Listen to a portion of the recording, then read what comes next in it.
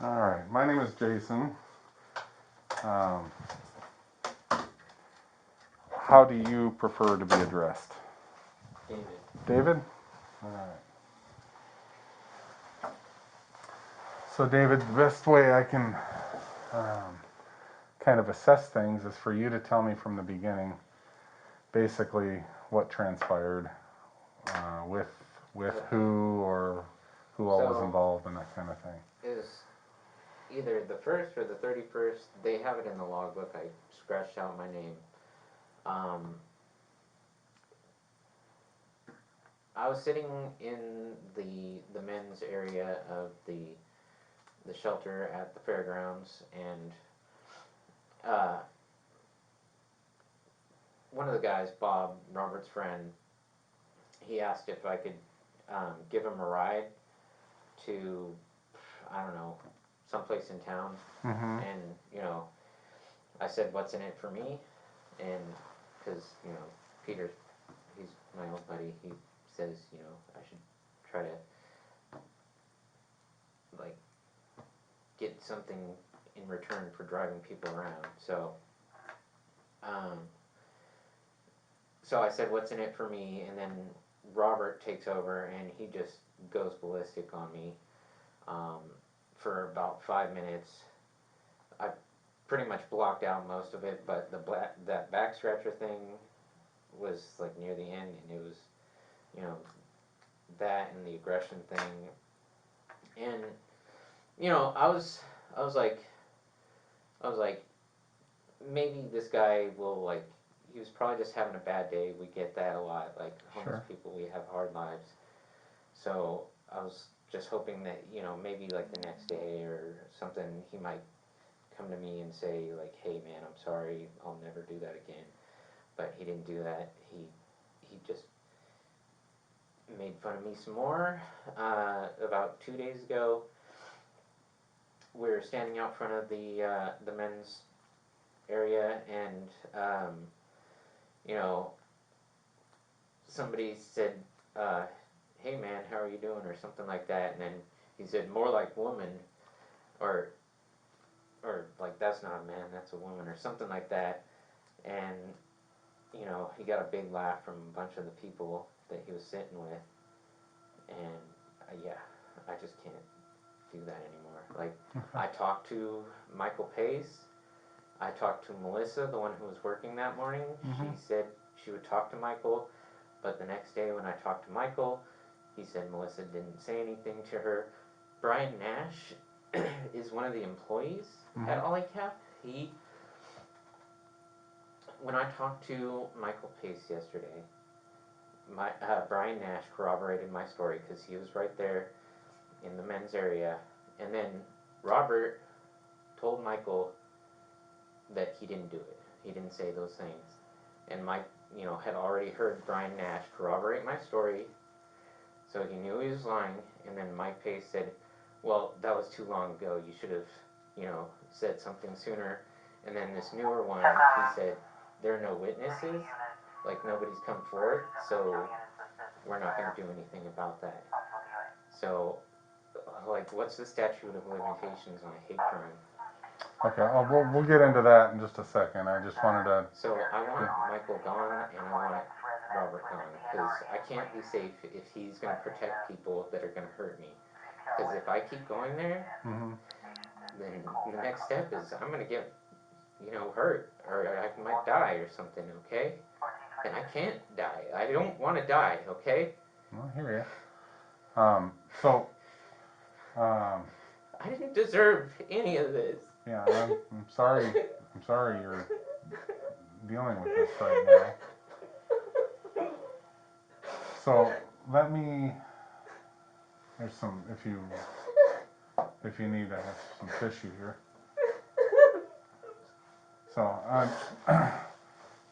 do you know Robert's last name by any It's chance? probably the reason why he hates me so much. He's probably got a complex about it, because his last name is Fagg, Bag.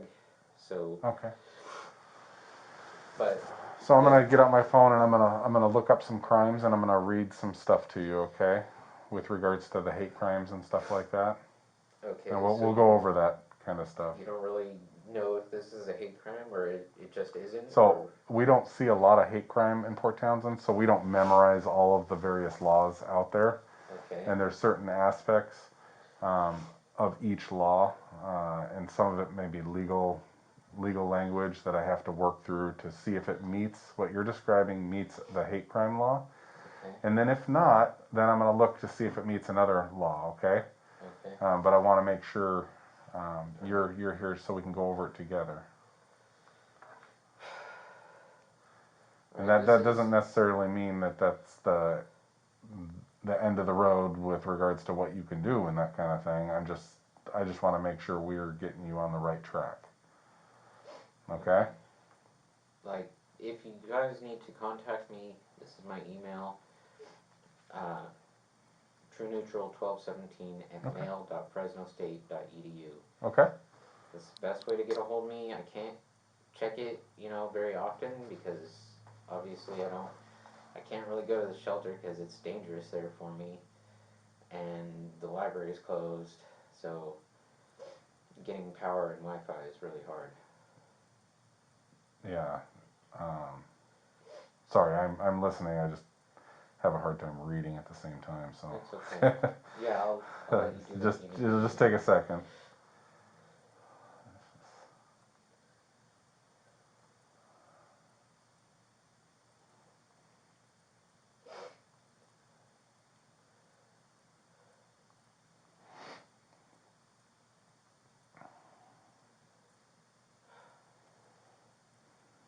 I didn't ask to be born this way. Nobody does. There's nothing wrong with however you feel, just so you know. Well, it feels different around here. Some people may not agree with that statement I made, This and isn't the first time that something like this has happened. Other people at the shelter. I can't let go this time. okay. This is kind of long, so I'm gonna read it to you so that you and I can both talk about it, Okay. if you want. A person is guilty of a hate crime offense if he or she maliciously and intentionally commits one of the following acts because of his or her perception of the victim's race, color, religion, ancestry, national origin, gender, sexual orientation, gender expression or identity, or mental, physical, or sensory disability. So, number one, that piece right there seems like it's met, correct? Yeah. I agree with you. Now, it's not just that we have to have one of these other elements that meets it too. So let's go through those. A, causes physical injury to the victim or another person, and mental does not mean physical injury, so it doesn't meet that. Causes physical damage to or destruction of the property of the victim or another person, or a specific group of persons, and reasonable fear of harm to the person or property. So this all has to do with property, if he does something to your property for that reason. So I'll have to record him actually punching me or something? No, but if he punches you, that is absolutely an assault. You should call 911 or have somebody yell to call 911 or something right away, because we would respond and take immediate action on something like that. Okay? Well, none of you guys is gay, so I don't know if you guys really feel, what I have to go through. So we don't have to be a specific sexual orientation to have a heart, to have Yeah, I know, but still. empathy, that kind of stuff. It doesn't matter what your sexual orientation is to me. I'm going to treat you like a human. But, the way black people have been, the numbers and stuff, doesn't scream empathy. Oh, are you talking about what's going on in the world today? In America today. Right. That is, I'd like to see the numbers in Port Townsend, because whatever you're seeing about America is not necessarily applicable here. There aren't a lot of black people here. Yeah. So that. But if there were, I'm sure the numbers would be bad, because all the cops are white. male, straight. Yeah, see, and I don't believe that that's the case, but that's okay. We can Probably have different all opinions, and Republican. yeah, I'm not absolutely not. So, but that doesn't Oh, matter either. All right, so it doesn't meet the physical injury. It doesn't meet the damage to the property. What you're saying. Okay, and then C, threatens a specific person or group of person and places that person or members of the specific group of persons in reasonable fear of harm to the person or property. The fear must be a fear that a reasonable person would have under all of the circumstances. anybody would be afraid if he was, because the guy's twice my size, and yeah, I think number 3 counts. But Okay. that's up to you if you're the cop. You would know better. Because he was loud, he was yelling at me, and it was very threatening. I would say it was a threat.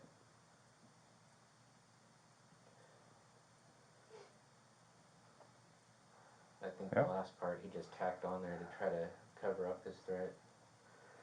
All right, so it says words alone do not constitute a hate crime offense unless the context or circumstances surrounding the words indicate the words are a threat. Threatening words do not constitute a hate crime offense if it is apparent to the victim that the person does not have the ability to carry out the threat. So do you believe Yeah. that he he's has the huge. ability to carry out the threat? Yeah, and he's really mean. Okay.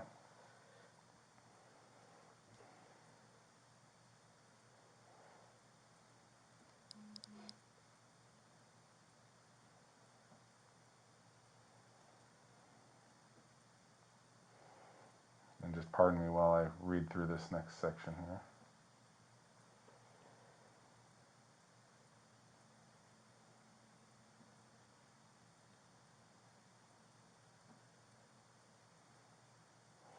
A lot of this next section has to do with burning crosses, defacing property with stuff like a swastika and that kind of thing.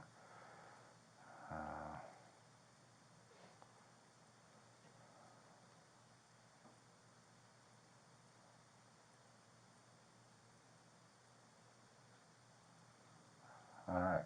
So from the sounds of this law, I think you have a potential case. That doesn't mean I can go instantly arrest him, but I can investigate Talk the to case. Ryan Nash. Yeah. He's the one that corroborated my story. If he, won't say anything, there's a guy named Ed there. Mm-hmm. Jerry might have heard it. Um, there were quite a few people. The building, you know, you can, it's one big connected building, so, Okay. and he was really loud. So, at least half a dozen people heard him, if not more. Because I'm sure the girl side heard too. So would you do me a favor and will you be willing to write down what happened in a statement? I have a form for that. So you do have a form. Not for specifically what you requested, but now that I know what happened, I have a form. It's called just a witness statement, and we would just have you write that down and And, tell your side of the story, essentially.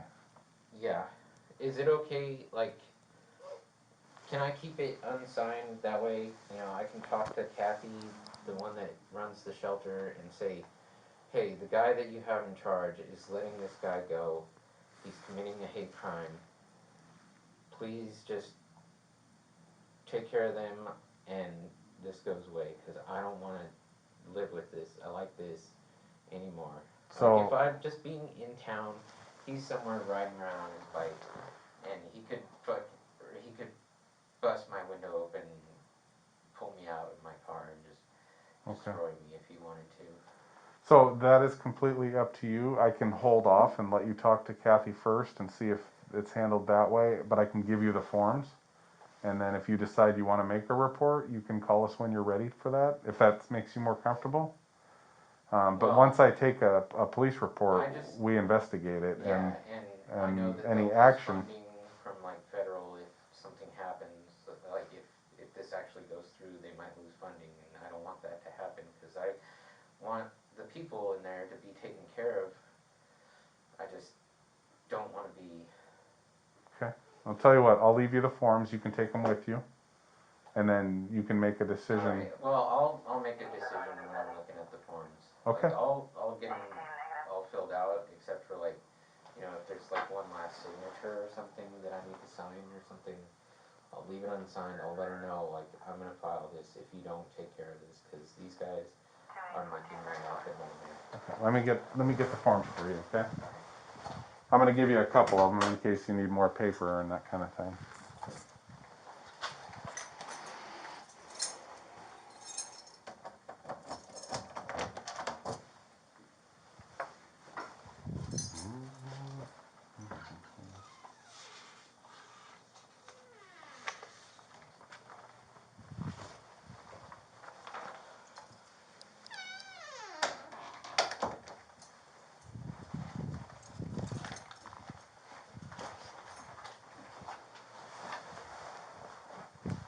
So I am going to, on one of these, I'm going to write the case number in there, and then the other two I'm going to leave blank. And that's just because you may only need one or whatever, and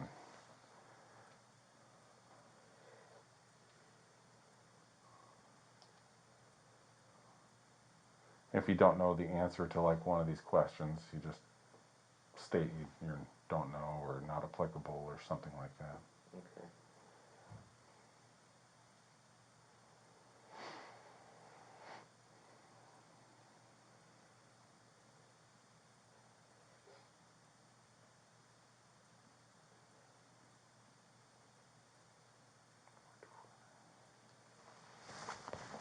Can I say something like around July 1st? And then, you know, I'll put a note that says, like, I crossed my name out in the logbook. It's always at the front desk, right when you walk in the door. You'll be able to flip back a few pages. You should be able to see it. Yeah, you can write whatever you want in here. And I would only ask that you write the truth and you tell the story as far Yeah, as the this is history and all- stuff like that. This, I'm not gonna lie about any of this, cause this has to stop. Cause if it doesn't stop with me, some other guy's gonna get killed or something. Okay. And I don't want that.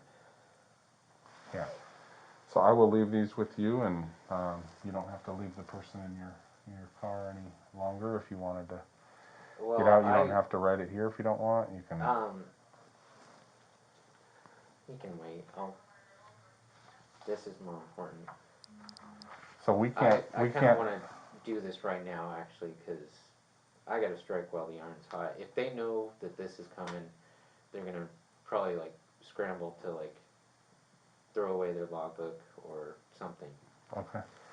So the. Because I've heard about them like doctoring their camera footage and stuff like that to hide incidences and things. It's no problem. Although Happily. I know that there are no cameras out there, which is Happily take the report now, but that means we're going to work it at our speed, so it doesn't matter what Kathy wants.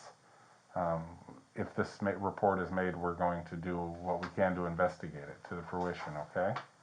yeah, I just can't want to. wait for Kathy. I just want to make sure you know that. So.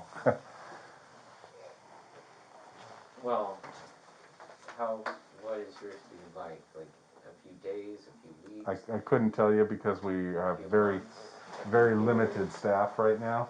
I would say it would be anywhere from Is it gonna a be couple of days to a few weeks, but I don't know. Alright. It just depends on the volume of calls we have because we only have there's only like 2 police officers in the city right now, so.